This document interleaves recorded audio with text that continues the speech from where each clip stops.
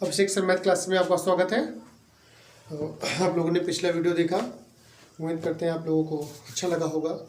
तो कमेंट करके ज़रूर बताते रहें कि वीडियो कैसा लगा और लाइक और शेयर जरूर करते रहें चैनल को। और जिन लोगों ने चैनल को सब्सक्राइब नहीं किया है वो चैनल को सब्सक्राइब जरूर कर लें। कहते हैं राह संघर्ष की जो चलता है, राह संघर्ष की जो चलता है वो ही संसार को बदलता है। राह संघर्ष की जो चलता है वो ही संसार को बदलता है। जिनसे रातों में है जंग जीती, सुबह सूर्य बनकर वही चमकता है ना। तो आप जितनी मेहनत करेंगे आपके उतने ही अच्छे नंबर आएंगे। बोर्ड एग्ज़ाम में आप जब बैठेंगे एग्ज़ाम देने के लिए, पेपर मिलेगा तो आपको लगेगा हाँ अरे ये तो सब पढ़ा हुआ है। तो आपको इतनी मेहनत करनी है तो कि पेपर एकदम आसान लगने लगे। तो वही कहते हैं राह संघर्ष की जो चलता है, जब आप जितना भी संघर्ष कर लेंगे, जितना परिश्रम कर लेंगे, तो कहते हैं वही संसार को बदलता है। संसार को बदलने का मतलब आप आगे अपना भविष्य उतना ही उज्जवल बना लेंगे, या उतना आगे तक फिलहाल ना जाइए। अभी 1 महीने का जो समय है उसको केवल बोर्ड एग्ज़ाम के लिए, वैसे भी इतना आगे का लक्ष्य बनाना बहुत अच्छी बात है, लेकिन उसे स्टेप स्टेप ही आपको लेकर चलना होगा। आप हाई स्कूल में है तो आपको हाई स्कूल के बोर्ड एग्ज़ाम में अच्छे से नंबर लाने होंगे। उसके बाद आप इंटर में पहुंचिए तो इंटर में अच्छे से नंबर लाइए, फिर आगे की राह अपने आप ही आसान हो जाती है। कहते हैं ना राह संघर्ष की जो चलता है वो ही संसार को बदलता है। जिन्हें रातों में काटी हैं, रातों से जीती हैं जंग, जिन्होंने रातों से जीती हैं जंग, वही अगले दिन सूर्य बनकर चमकता है। तो आप जब रात से जंग जीत लेंगे तो अगला जो दिन आएगा तो आपके लिए बहुत उजाला लेकर आएगा। तो आप जितना मेहनत कर लेंगे उतना ही आपके आगे आने वाले दिन और भी अच्छे से गुजरते जाएंगे। तो अपने आगे टॉपिक पर बढ़ते हैं। तो जैसा कि एक ये तू पटेल का एक कमेंट आया था, उन्होंने बोला कि सर 13.1 का क्वेश्चन नंबर 7 ये समझ में नहीं आ रहा है, तो उसी को हम बता दे रहे हैं। खैर ठीक क्वेश्चन है, बोर्ड एग्ज़ाम की भी दृष्टि से भी ठीक है। तो एक बार देख लेते हैं। ऐसा क्वेश्चन हम एक करा भी चुके हैं, इसी तरीके का था। तो चलिए बता देते हैं इस क्वेश्चन को। कहा गया है इसमें 8.25 मीटर ऊंचाई, 8.25 मीटर ऊंचाई का लंब वृत्तीय बेलन के आकार का, बेलन के आकार का एक टेंट है, एक टेंट है। फिर कहा गया है जिसके आधार का व्यास, जिसके आधार का व्यास 30 मीटर, 30 मीटर तथा ऊंचाई 5.5 मीटर है, 5.5 मीटर है। फिर कहा गया है यह एक लंब वृत्ताकार, यह एक लंब वृत्ताकार शंकु से घिरा हुआ है, शंकु से घिरा हुआ है। फिर कहा गया है जिसका आधार समान है, जिसका आधार समान है। फिर कह रहे हैं जिसकी 45 रुपए प्रति मीटर स्क्वायर की दर से लगने वाले कैनवास का खर्च का खर्च ज्ञात कीजिए।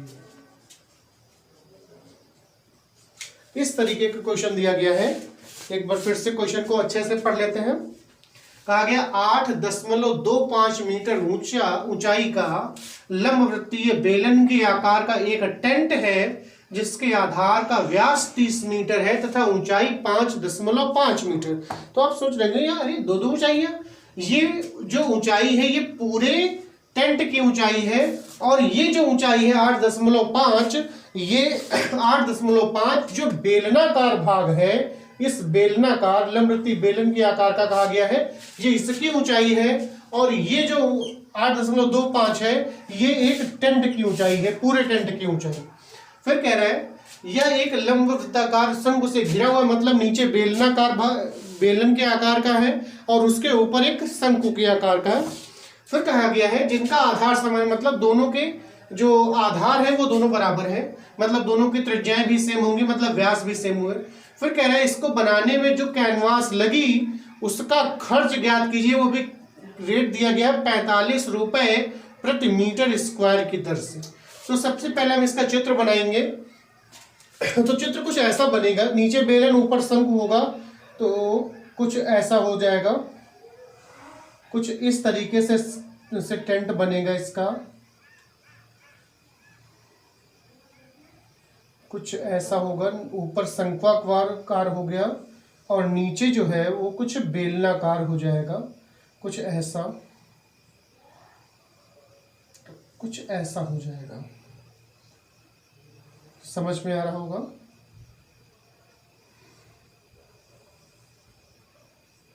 तो कुछ इस तरीके से नीचे जो है वो बेलनाकार है और ऊपर का भाग शंक्वाकार है। अब इसमें जो भी दूरियां दी गई थी, उनको पहले नोट कर लेते हैं। कहा गया इसकी जो ऊंचाई है, ऊंचाई का मतलब यहां से ये जो ऊंचाई दी गई है, ये जो ऊंचाई है, ऊंचाई यहां से होगी और यहां तक होगी, ये कुल ऊंचाई कही जाएगी। ये दी गई है 8.25 मीटर, ये हो गई ऊंचाई 8.25 पूरी ऊंचाई। और जो बेलनाकार भाग है उसकी ऊंचाई है 5.5 मीटर, ये वाली, ये बेलनाकार भाग की ऊंचाई हुई 5.5 मीटर। क्लियर हुआ। तो शेष जो ऊपर शंक्वाकार भाग है, जो इसकी ऊंचाई कितनी होगी ये आपको देखना होगा। तो कुल ऊंचाई जो है 8.25 में से अगर हम 5.5 को घटा लें तो हमें इस शंक्वाकार जो भाग है इसकी ऊंचाई मालूम हो जाएगी। तो 8.25 से 5.5 घटाएंगे, यहाँ कम पड़ रहा है 0 लगा लें, तो 5 से 0 जाएगा 5, एक दहाई लेंगे, 12 में से 5 गया तो 7 दशमलव, यहाँ कम हो गया, दहाई निकल गया था तो 7 बचा, 7 में से 5 जाएगा तो 2, तो ये हो जाएगी 2.75 मीटर। क्लियर हुआ। ये तो हो गई ऊंचाइयों की बात। उसके बाद कहा गया है, उसके बाद ये बताया गया है कि इसका जो आधार है, इसका आधार का व्यास जो है वो है 30 मीटर। आधार का जो व्यास है, तो आधार का व्यास ये होगा, ये हो जाएगा इतना, यहां से ये है 30 मीटर व्यास पूरा यहां तक। तो इसकी जो त्रिज्या होगी, त्रिज्या का मतलब ये वाली, यहां से इतनी, ये होगी 15 मीटर। तो आप जानते हैं कि त्रिज्या जो होती है वो व्यास की आधी होती है। तो जब व्यास 30 है तो त्रिज्या 15 होगी। जब ये 15 है तो इधर की भी 15 ही मीटर होगी, ये वाली भी त्रिज्या 15 मीटर हो जाएगी। क्या हुआ, मतलब शंकु की जो त्रिज्या है, शंकु के आधार की त्रिज्या है वो 15 मीटर होगी और बेलन के आधार की जो त्रिज्या है वो भी 15 ही मीटर है। और अब पूछा ये गया है कि इसमें पहले तो कैनवास, पहले हम ये मालूम करें कि कितना कैनवास लगा। जब हमें कैनवास का क्षेत्रफल मालूम हो जाएगा तो हम उसका 45 रुपए प्रति मीटर स्क्वायर की दर से उसका मूल्य ज्ञात कर सकते हैं। तो पहले हम ये जाने कि कैनवास कितना लगा है, कितने कैनवास जो लगा है उसका क्षेत्रफल कितना है। तो पहले तो हमें ये समझना होगा कि इसमें कैनवास लगा कहाँ पे है, इसमें ये समझे कि कैनवास कहाँ लगा है। तो जैसे आप देखा होगा आप कहीं जाते होंगे या राउटीज देखते होंगे, जैसे आप गंगा स्नान करने गए हो तो वहां पहले देखा होगा राउटीज लगी होती हैं, राउटियां बनाई जाती हैं, या कहीं पिकनिक के स्पॉट पे गए हो वहां पे राउटी की तरह से टेंट लगे होते हैं, कुछ ऐसे इस तरह से देखा जाए तो ऐसे भी टेंट बने होते हैं, झोपड़ी नुमा कुछ लग रहा है। तो जब इसमें कैनवास मतलब इस तरीके से देखा ढांचा बनाया जाए और उसके ऊपर एक कपड़ा फैलाया जाए, तो आप कपड़ा देखेंगे जैसे यहां से डाला गया तो कुछ ऐसे कपड़ा पड़ता चला जाएगा, इस पे ये भाग कपड़ा पड़ेगा, चेंज कर ले, इधर कपड़ा पड़ेगा, यहां से ऐसे कपड़ा डाल देंगे ऐसे, उसके बाद इस तरीके से नीचे चले जाएंगे आप, कपड़ा ऐसे पड़ जाएगा, इसका होगा ना। तो अब लेकिन देखा होगा कि आपने यहाँ कभी बीच में कपड़ा डालते हुए नहीं देखा होगा, बीच में कपड़ा नहीं होगा, है ना। तो मतलब ये हुआ कि ये जो आधार है ये इसमें कपड़ा नहीं लगा है, ना ही अगर बेलन के हिसाब से देखा जाए और ना ही शंकु के हिसाब से, ठीक है। और जमीन में भी कपड़ा नहीं पड़ा होगा, है ना। तो कपड़ा कहां से कहां तक होगा, यहां से यहां तक, ये हो गया इतना भाग जो है ये शंकु का वक्र पृष्ठ हो गया, मतलब शंकु का वक्र पृष्ठ, है ना। वैसे ये जो भाग है ये बेलन का वक्र पृष्ठ है, ये वाला हिस्सा, तो ये बेलन का वक्र पृष्ठ हुआ, वक्र पृष्ठ। दोनों के वक्र पृष्ठ निकाल के अगर हम जोड़ दें तो हमें पूरे कैनवास का क्षेत्रफल मालूम हो जाएगा। तो अब ये देखना है कि शंकु का वक्र पृष्ठ होता क्या है। जो शंकु का वक्र पृष्ठ होता है वो होता है पाई आर एल, और बेलन का जो वक्र पृष्ठ होता है वो होता है 2 पाई आर एच। तो आर का मतलब त्रिज्या से है, आर का मतलब त्रिज्या, और एच का मतलब ऊंचाई से। तो ये त्रिज्या किसकी, बेलन की, और ये ऊंचाई बेलन की। तो बेलन की त्रिज्या और यहां पर ऊंचाई दोनों दी गई है, क्लियर हुआ। तो हम बेलन का वक्र पृष्ठ निकाल सकते हैं। वैसे ही शंकु के वक्र पृष्ठ की बात करें तो आर जो है ये है त्रिज्या, और जो एल है ये हो है तिर्यक ऊंचाई, तिर्यक और ऊंचाई। तो तिर्यक ऊंचाई मतलब ये वाली ऊंचाई, यहां से ये वाली ऊंचाई। तो ये ऊंचाई जब दी ही नहीं गई है तो सबसे पहला काम होगा कि हम शंकु की तिर्यक ऊंचाई ज्ञात करें। जब शंकु की तिर्यक ऊंचाई ज्ञात हो जाएगी तो यहां से फिर हम बेलन का वक्र पृष्ठ और शंकु का वक्र पृष्ठ ज्ञात कर सकते हैं। तो आपका चित्र बन चुका है, तो क्वेश्चन को मिटा लेते हैं। आप पे क्वेश्चन की खास जरूरत नहीं है। तो जो जो चीजें यहां पर दी गई हैं सबसे पहले हम उन्हें नोट कर लेंगे। नोट करने से क्वेश्चन अच्छे से समझ में भी आता है, और जैसे अब एग्जाम देने जाएंगे तो एग्जाम में आप कॉपी पे जो लिख देंगे एग्जामिनर वही चेक कर देगा, क्योंकि आप उसको वहां समझाने के लिए नहीं बैठे होंगे, नहीं सर हमने इस तरीके से नहीं इस तरीके से किया। तो आप जितना अच्छा कॉपी पर लिखेंगे एग्जामिनर को जितना अच्छे से वो मतलब आप अपनी लिखावट में समझा पाएंगे, वो उतने ही अच्छे से कॉपी आपकी चेक भी करेगा। अगर आपने मान लीजिए देखा होगा कभी बच्चे क्या करते हैं, एक लाइन लिखा उसके बाद 2 लाइन मुजवानी कर दी, उसके बाद तीसरी लाइन चौथी लाइन लिख दी, बीच की 2 लाइनें गायब। तो एग्जामिनर कभी कभी पता नहीं किस मूड में है या वो तुम्हारी बात को अच्छे से समझ नहीं पा रहा है तो क्वेश्चन काट देता है, ये नंबर कम कर देता है। तो आप जितनी अच्छी तरीके से कॉपी में हल करेंगे, अपनी बात को समझा ले जाएंगे, क्योंकि आप वहाँ एग्जामिनर को खुद फेस टू फेस समझाने के लिए नहीं बैठे हुए हैं। आपने जो लिखा है उसी को पढ़ के एग्जामिनर को समझना है, अपने आपकी बात को, कि आपकी क्या भावनाएं हैं क्वेश्चन को लगाने के अंदर, आपने किस प्रकार से क्वेश्चन को लगाने के लिए अपने दिमाग का प्रयोग किया, क्या सिचुएशन से उसको सोचा, किस प्रकार से उसकी थ्योरी बनाई, जो भी चीज़ें हैं वो सब एग्जामिनर अपने आप में इमेजिन करेगा। आपको जो आपने जो क्वेश्चन लगाया है, आप जितने अच्छे से क्वेश्चन को समझाएंगे उतने ही अच्छे वो आपको नंबर दे देगा। तो सबसे पहला काम कि इसमें जितनी भी दूरियां दी गई थी उन सबको हम नोट कर लें। तो यहाँ पर लिखेंगे पहले कि बेलन से स्टार्ट कर लेते हैं कि बेलन की ऊंचाई बराबर ये दी गई थी 5.5 मीटर, क्लियर हुआ। उसके बाद बेलन के आधार की त्रिज्या, बेलन की आधार की त्रिज्या। अब आप यहां सोच रहे हो करें दिया तो व्यास था, डायरेक्ट त्रिज्या का है लिख दी, व्यास लिखना चाहिए था, क्योंकि आप चित्र बनाएंगे तो चित्र में आपने ये सब दिखा दिया है पहले से ही, तो आप यहाँ पर डायरेक्ट आप त्रिज्या को लिख सकते हैं। बेलन की ऊंचाई को 1 मिनट h से लिख लें, ऊंचाई h बराबर 5.5 मीटर। और त्रिज्या को r से लिख लिया जाए, r बराबर हो जाएगा 15 मीटर। क्लियर हुआ? तो बेलन के लिए हो गई।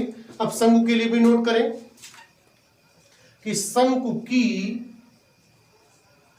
की ऊंचाई, अब उसे h मानेंगे तो गड़बड़ लगेगा क्योंकि h आपने बेलन के लिए भी प्रयोग की है और शंकु के लिए, तो इसे चेंज कर ले, h1 कर ले बराबर शंकु की ऊंचाई आपने कैसे निकाली, कुल ऊंचाई से बेलन की ऊंचाई को माइनस किया, तो यहां पे लिखेंगे 8.25 माइनस 5.5 और घट के कितना आया था 2.75 मीटर। ये हो गई शंकु की ऊंचाई। फिर शंकु के आधार की त्रिज्या, शंकु की आधार की त्रिज्या, तो शंकु के आधार की त्रिज्या r बराबर वो भी 15 मीटर है। तो यहाँ पे r भी, यहाँ पे भी r, तो जो कि यहाँ पर दोनों त्रिज्याओं के मान सेम है, दोनों मान बराबर है, इसलिए दोनों को r भी लिख सकते हैं, कोई दिक्कत नहीं उससे। अच्छा, अब हमने बताया था शंकु की सबसे पहले हमें तिर्यक ऊंचाई ज्ञात करने की जरूरत पड़ेगी, तो शंकु की तिर्यक ऊंचाई निकाल लेते हैं कि शंकु की तिर्यक ऊंचाई L बराबर, फॉर्मूला होता है √h² प्लस r²। अब यहाँ पे ये देखना है, अगर आप ऐसे लिख देंगे तो फिलहाल सही है फार्मूला, लेकिन क्वेश्चन के हिसाब से गलत हो जाएगा। क्यों क्वेश्चन के हिसाब से गलत होगा? क्योंकि शंकु की जो ऊंचाई है वो h1 मानी गई है, तो हम यहाँ पर h1² प्लस r² लिखेंगे। क्लियर हुआ? तो L बराबर मान लगा दें √h का मान है, h1 का मान है 2.75 का वर्ग प्लस r का मान है 15, तो ये 15 का वर्ग हो जाएगा। तो आप वर्ग करना जानते हैं कि 2.75 का वर्ग कैसे करेंगे, तो 2.75 को 2.75 से ही सिंपली गुणा कर लीजिए। तो आपने इसकी गुणा तो आप जानते ही हैं, तो हम गुणा नहीं बता रहे हैं, और इनकी गुणा जो आएगी वो 7.5625 आ जाएगा। क्लियर हुआ? 2.75 का वर्ग करेंगे तो 7.5625 आएगा। क्लियर हुआ? तो L बराबर √ ये हो जाएगा 7.5625 और प्लस 15 का वर्ग करेंगे तो 15 का वर्ग होता है 225, और दोनों को अगर जोड़ दें तो ये L बराबर हो जाएगा √232.5625। अब हमें इसका वर्गमूल करना है, तो वर्गमूल करने के लिए कुछ बच्चों के कमेंट्स आई थी कि सर वर्गमूल उसमें थोड़ी सी प्रॉब्लम है, तो हम इसका वर्गमूल समझा दे रहे हैं और उसका भी वीडियो बना के दे देंगे। तो ऑफलाइन में ही बच्चे बता रहे थे स्कूल में कि वर्गमूल थोड़ा सा दिक्कत कर रहा है, तो इसका वर्गमूल देख लेते हैं कि 232.5625 ये दिया गया है, और इसका वर्गमूल करना है। तो दशमलव जब लगा होगा तो दशमलव के जो आगे की संख्याएं हैं उन मतलब इसमें जो जोड़ा बनाते हैं वो दशमलव की तरफ से बनाएंगे। अब इधर की संख्या इधर से 10 जोड़ा बनाएंगे, एक जोड़ा ये हो गया, ये सिंगल संख्या पड़ी रहेगी, कोई बात नहीं। अब इधर का जोड़ा तो दशमलव की तरफ से चलेंगे, एक ये जोड़ा हो गया, एक ये जोड़ा हो गया। तो सबसे पहले हम जो इसमें गुणा करते हैं वो वर्ग ही होना चाहिए, जैसे 1 एकम 1, 2 दूना 4, 3 तिया 9, 5 पचे 25, 6 रंग 36, इस प्रकार से। तो 2 दूना 4 करेंगे तो यह ज्यादा हो जाएगा, क्योंकि हमें 2 ही लाना है, तो 1 एकम 1 ले जाएंगे। ये नहीं कि 2 एकम 2 ले गए, मतलब दोनों संख्याएं सेम होनी चाहिए। क्लियर हुआ? तो 1 एकम 1 ले जाएंगे, 1 1 1 यहाँ लिखेंगे और यहाँ 1 आएगा, घटेगा तो 1 आएगा और ये जुड़ेगा तो 2 हो जाएगा। क्लियर हुआ? ये घटेगा और ये जुड़ेगा। अगला जोड़ा ही उतारेंगे, अगला जोड़ा उतारेंगे तो हो जाएगा 32, तो ये संख्या हो गई 132। तो अब यहाँ पर एक संख्या आएगी, ध्यान देना जरा, एक संख्या यहाँ पर आएगी तो उसे छोड़ रहे हैं भाई, एक संख्या इसकी छोड़ दें, जैसे भाग करते हैं 2 का पारा पड़े कि 13 से ज्यादा ना हो, तो कितनी बार जाएगा, तो 2 का पारा पड़िए, 2 छंग 12 होता है, लेकिन 12 जब 6 और 6 लिखेंगे 6 रंग 36, उसमें 3 हासिल आएगा, 12 3 15 ज्यादा हो जाएगा, तो 5 बार ले जाए इसको, 5 बार, तो ये हो जाएगा 5 बचे 25 का 5 हासिल लगे 2 और 5 दूना 10 2 12, 132 से 25 घटा 125 घटाइए तो यहाँ पर बचेगा 7। और इधर जुड़ेगा तो ये 25 और 5 ये हो जाएगा 30। यहाँ चूंकि दशमलव लगा है, दशमलव लगा लेंगे, जोड़ा ही उतारेंगे, अगला जोड़ा उतार लेंगे, अगला जोड़ा है 56। क्लियर हुआ? तो अब कितनी बार ले जाए? 2 बार। तो यहाँ पर एक संख्या होगी कि यहाँ तो 30 का पारा 75 में जाओगे 2 बार ले जाएंगे, 2 2 और 2, इसकी गुणा करेंगे तो ये हो जाएगा 604। घटा लिए इस 2, ये 5 और ये 1, और ये जुड़ेगा तो हो जाएगा 304। फिर अगला जोड़ा उतारेंगे 25। क्लियर हुआ? अब उसके बाद कितनी बार जाएगा? तो 5 बार, 5 5 और 5 गुणा करिए, 5 5 25 का 5 हासिल आए 2, 5 चक्कू 20 और 2 22 और 5 3 15, पूरा कट जाएगा। तो ये जो 232.5625 का वर्गमूल है वो 15.25 होगा। तो मतलब L बराबर होगा 15.25 मीटर। क्लियर हो गया? तो आप वर्गमूल समझ गए होंगे। अब उसके बाद जैसा बताया गया कि कैनवास का क्षेत्रफल निकालना है, तो यहां पे लिखेंगे कि टेंट में लगी कैनवास का क्षेत्रफल बराबर, तो हो जाएगा शंकु का वक्र पृष्ठ और प्लस बेलन का वक्र पृष्ठ, प्लस बेलन का वक्र पृष्ठ। क्लियर हुआ? तो शंकु का वक्र पृष्ठ जानते हैं पाई आर एल होता है। क्लियर हुआ? पाई आर एल। वैसे ही प्लस बेलन का वक्र पृष्ठ 2 पाई आर एच होगा। ठीक है? तो जो यहां पर कॉमन मिल रहा है तो कॉमन ले लेते हैं, उससे फायदा होगा, तो थोड़ा हल्का हो जाएगा। कॉमन लेंगे तो यहां से पाई आर कॉमन है, पाई आर कॉमन लेंगे तो यहां बचेगा एल। जब पाई आर निकल जाएगा तो एल बचा, प्लस दूसरे वाले पद से पाई आर निकाल दें तो 2h बच जाएगा, 2h।